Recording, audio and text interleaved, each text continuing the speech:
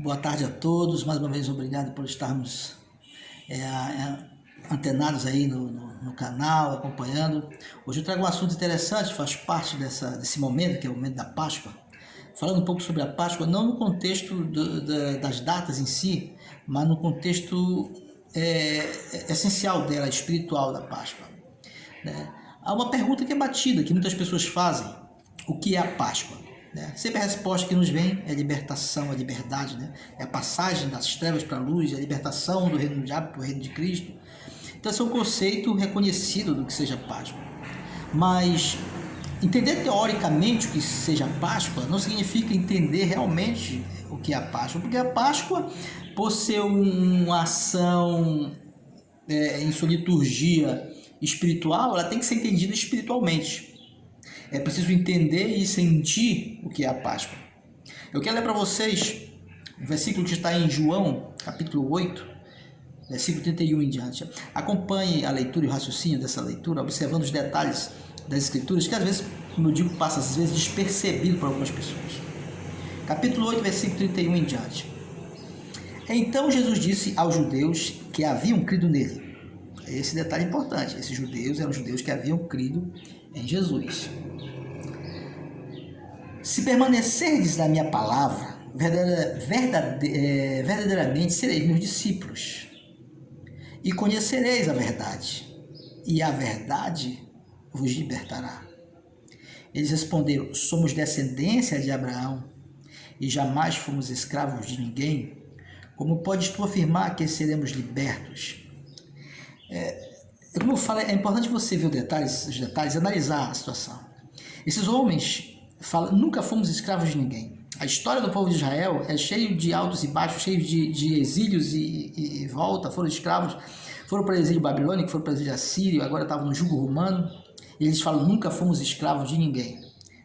Aqui é uma expressão daquele orgulho nacional, aquele orgulho ligado a toda a conjuntura religiosa do judaísmo, seus templos, suas liturgias. Então eles falam: nós não somos escravos e nunca fomos escravos. E há um orgulho, né, por parte disso aí.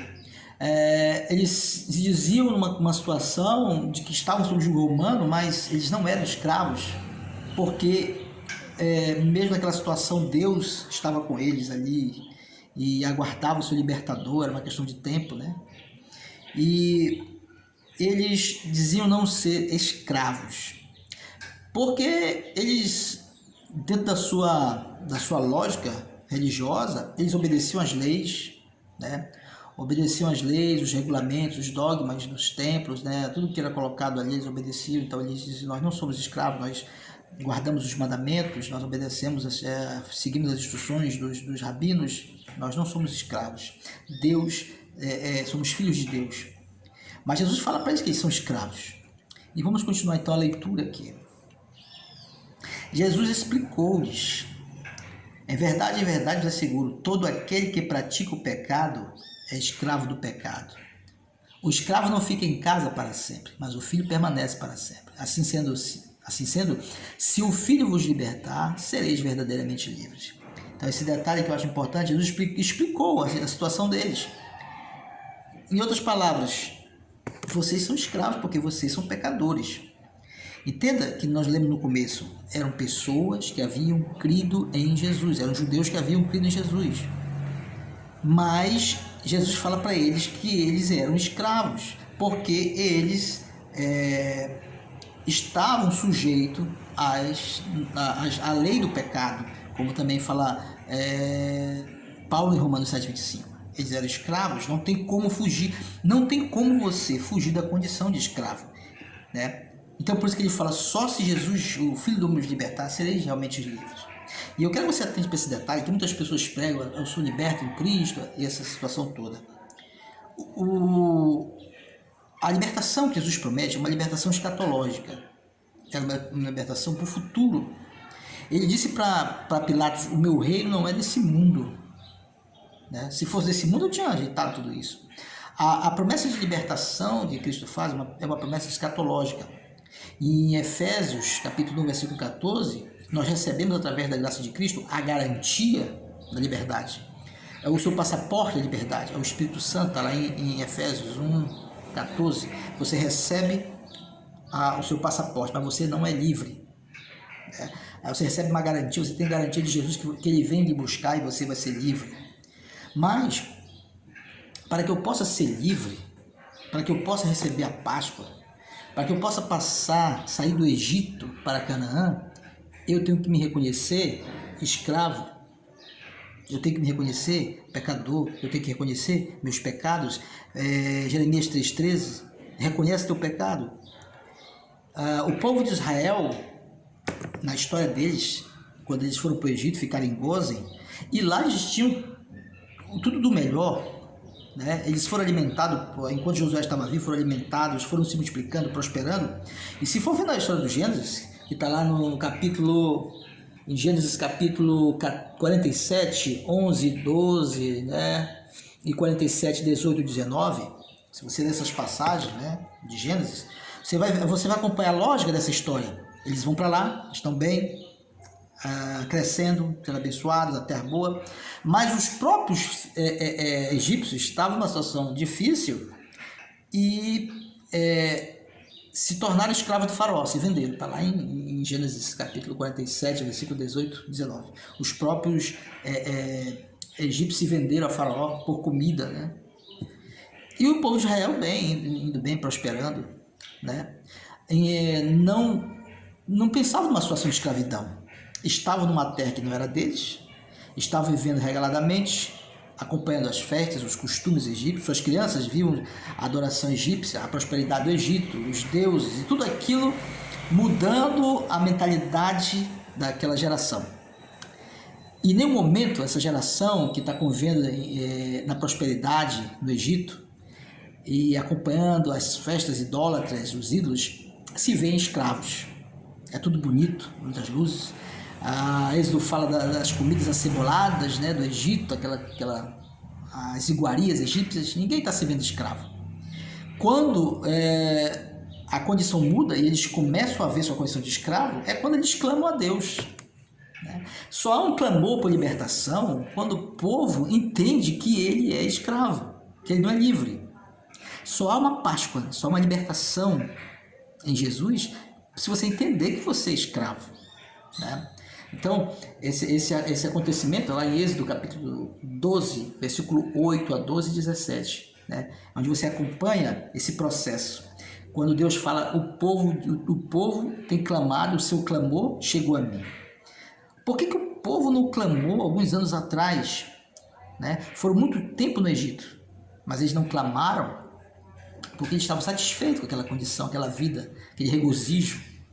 Eles não viam o pecado como pecado. Muitos estavam envolvidos com a idolatria egípcia, com a alimentação egípcia, tinham esquecido até da adoração do verdadeiro Deus, e poucos ainda tinham essa visão. Mas quando eles se tornam escravos, eles se lembram de que eles são, e lembram de Deus, e eles pedem para serem libertos. Então, esse é o contexto da escravidão, e esse é o contexto da Páscoa. No nosso tempo, nós temos que entender que nós estamos também numa escravidão, que é a escravidão do pecado. Lá em João 16:11, e 1 João 5:19, e 2 Coríntios 4, versículo 4, fala de que esse reino, esse mundo, ele pertence ao diabo. O diabo é o príncipe desse mundo, ele que comanda todo esse sistema. Nós, na verdade, não temos liberdade, né? Nós não temos liberdade de adorar verdadeiramente. Nós não temos liberdade de guardar mandamento. O sistema nos corrompe. O sistema nos corrompe.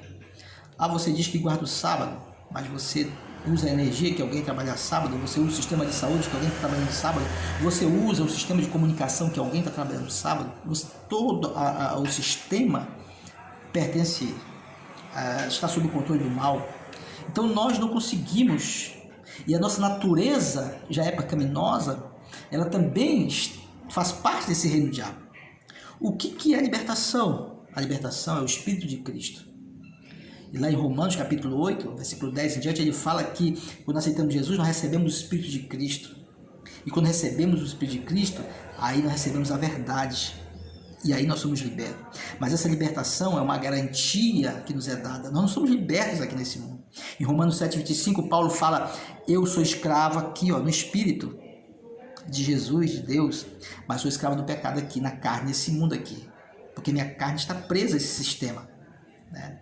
Então, ele mostra claramente essa lógica entre a escravidão do Egito, essa escravidão moderna, né? Efésios 1,14 diz que 13,14: nele igualmente vós, tendo ouvido a palavra da verdade, lembra que nós falamos, conhecereis a verdade e a verdade vos libertará? O evangelho da vossa salvação, e nele também crido, fostes selados com o Espírito Santo da promessa. Você foi selado com o Espírito Santo, você recebeu a sua garantia. É o que ele fala no versículo 14, que é a garantia da nossa herança para a redenção da propriedade de Deus, para o louvor de sua glória. Um fato escatológico. Nós ainda não recebemos essa libertação. O que nós temos aqui, como Paulo fala, nós vemos como espelho. Nós não estamos libertos. Ninguém está liberto. Nosso espírito está em Cristo. Paulo fala: a minha vida está escondida nele. A nossa vida está escondida nele.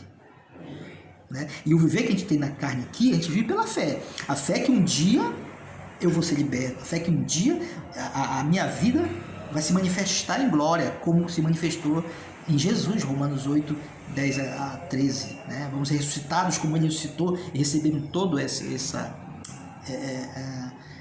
a herança dessa graça. Né? Em Apocalipse capítulo 11, deixa claro que o reino ainda não é de Cristo. Jesus falando para João nesse evento escatológico, ele diz: então o sétimo anjo fez soar sua trombeta e aconteceram do céu fortes vozes que proclamavam: o reino do mundo se tornou do nosso Senhor e do seu Cristo, ele reinará pelos séculos dos séculos. Né? E aí em Apocalipse capítulo 21 diz: então vi novo céu e nova terra, pois o primeiro céu e a primeira terra, ou seja, o primeiro sistema, o sistema do diabo passou e o mar já não existia.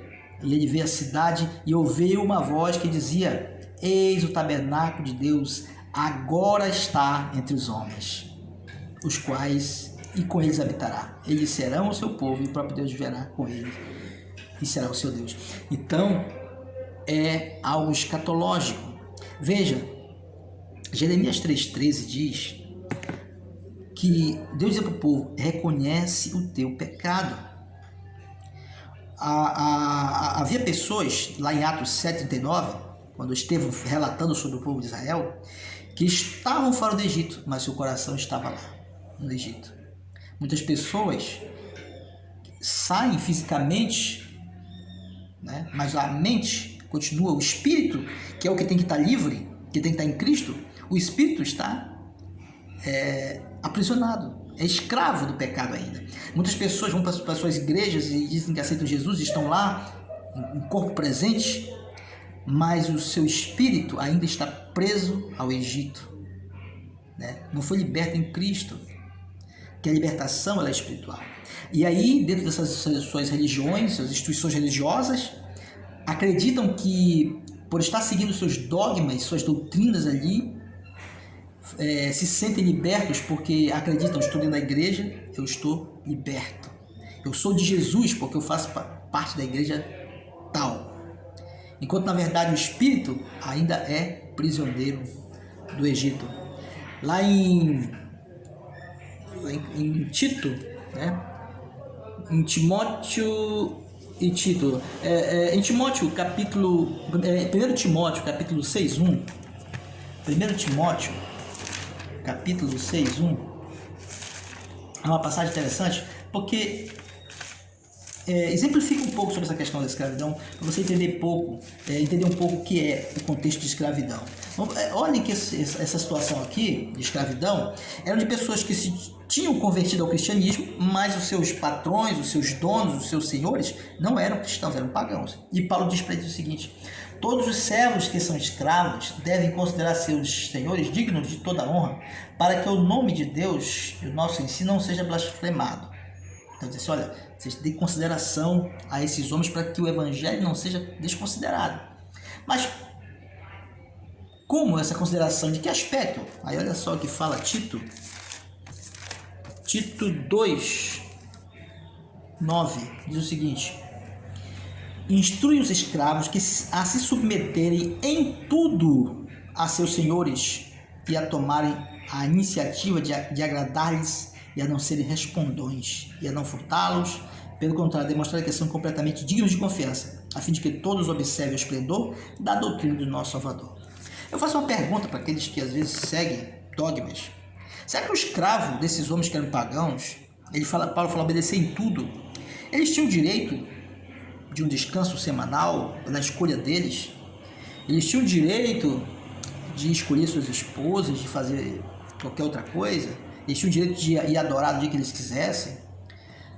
Embora houvessem leis que regulamentassem a escravidão, mas a escravidão ela era muito rígida concernente a isso. E Paulo fala obedecer em tudo. Ou seja, o escravo, ele não tem... Eu estou usando essa parte de Paulo sobre escravo apenas para exemplificar o que é a questão de ser escravo. Né? É que o escravo, ele não se manda, ele não tem liberdade. Então, você dizer que você está em Cristo por estar numa igreja, por ter aceitado o Evangelho de Cristo, você entender que você foi liberto do pecado, você não foi liberto do pecado. Você foi liberto da condenação eterna, que diz lá em Romanos 8:1, nenhuma condenação há para quem está em Cristo Jesus. Nós continuamos sendo pecadores, somos escravos. Se você não fosse escravo do pecado, você não pecava mais. Não cometia mais pecado nenhum tipo, nem o pecadinho chamado, nem o pecadão, nem pecado nenhum. Você seria liberto. A liberdade do pecado ainda não aconteceu, ela é escatológica. Nós recebemos a garantia dessa libertação, recebemos em Cristo. Então, quando eu entendo a minha condição de pecador, quando eu entendo que eu sou escravo, aí sim, a Páscoa, a ceia do Senhor, que é a nova Páscoa, ela tem um verdadeiro sentido e significado. E quando eu comemoro essa Páscoa, fazendo isso, Jesus falou, fazer isso em memória de mim, vocês anunciam a minha morte até que eu venha. Vocês anunciam a minha redenção até que eu venha trazer a liberdade para vocês, até que eu venha. Né? Nós continuamos aqui sob o controle do sistema que é do diabo. Nosso espírito não está salvo em Cristo. E é isso que Paulo falou, muitas pessoas não entendem quando Paulo fala, eu lá em Romanos 7:25, eu sou escravo de Deus aqui, meu espírito está livre, mas minha carne não está. Porque essa carne, também fala em Romanos, ela foi condenada à destruição. Então que Deus possa abençoar, que você, se você entender que você é escravo, se você entender que quando você torce por um time de futebol, você é um idólatra, quando você ama uma música e você se entrega aquilo de corpo e alma, você é idólatra, e há todos os pecados que a gente nem consegue entender. O egoísmo é um pecado difícil de se detectar, o orgulho, né? A vaidade, são pecados difíceis, né, de detectar, né? A cobiça, muito mais difícil, né? A cobiça, o entendimento da cobiça não é aquela coisa infantil, eu desejo a casa, eu desejo o carro daquele, isso é um conceito simplório que é cobiça. Cobiça tem uma profundidade muito grande que chega a níveis espirituais difíceis de se explicar. Então nós somos escravos do pecado, libertos em Cristo sim, no Espírito. Recebemos o Espírito da liberdade, a sua garantia, mas nossa carne continua sendo pecaminosa, continuamos cometendo pecados. Mas ele diz, conhecereis a verdade e a verdade vos libertará. E você vai receber a recompensa, que é escatológica, você vai receber a liberdade, você vai viver uma vida sem pecado, né? Porque a promessa é de devolver a você a glória, os dons que o homem perdeu com o pecado. Enquanto há morte, a Bíblia diz que reina o pecado. Então, enquanto há morte, não podemos dizer que estamos livres do domínio do pecado. Então, irmão, que Deus possa nos abençoar. O contexto aqui não é explicando em si o que é pecado, o que é obediência. Isso a gente pode fazer em outra parte. O conceito aqui é fazer você entender que somos pecadores e que, se eu não entendo que sou escravo, não tem como eu apreciar a liberdade. Não tem como apreciar a liberdade se eu não me sinto escravo. Imagina alguém que está preso há muito tempo e é liberto. A sensação, a alegria da libertação.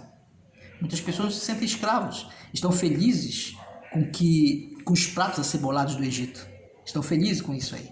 Deus possa abençoar que nessa Páscoa você possa se entregar verdadeiramente a Cristo e na ceia, no vinho e no pão, fazendo parte dele, do seu sacrifício com ele, morrendo com ele, para que você possa ser livre como ele se tornou livre. Foi liberto da prisão da carne e agora está no céu para interceder por nós. Deus abençoe e até a próxima, se Deus quiser.